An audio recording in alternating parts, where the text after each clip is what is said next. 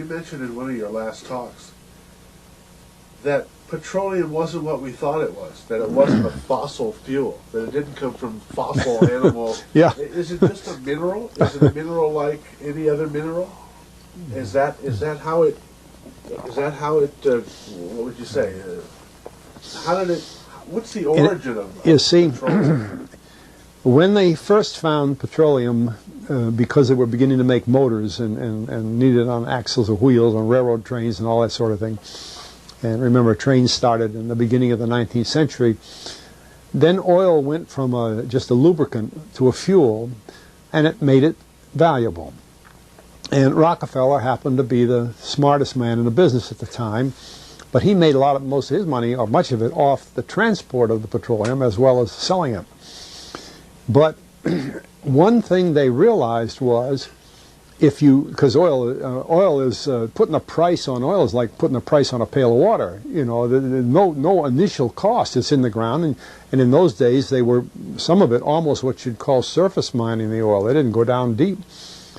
So in order to get the price up, they hit on the idea that they would have to make it appear to be scarce. That boy, after we take the next few barrels out, we're probably going to have to close as well. You know, that kind of thing. Well, a very fortuitous event. In 1892, there was a convention in Geneva of scientists to determine what organic substances are. Well, the definition of organic is a substance with hydrogen, oxygen, and carbon.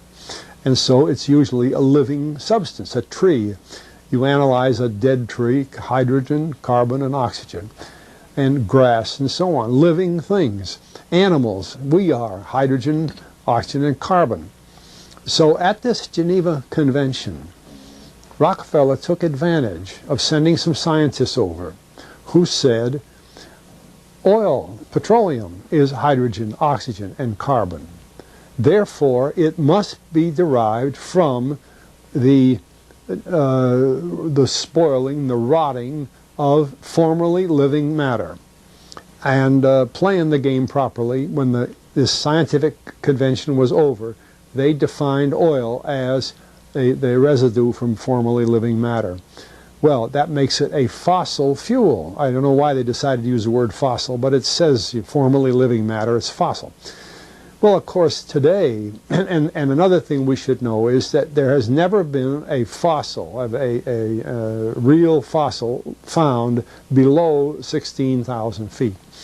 And you can't argue at 16,000 as a level line, because someplace the ground sinks and so on. But 16 is what the scientists say, 16,000.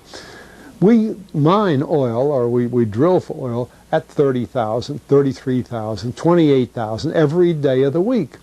So right there we rule it out that it isn't fossil fuel. It's called fossil fuel for the minds of the public to feel that it is an asset that is running out, being depleted. We talk about depletion allowance, which is a lot of, you know.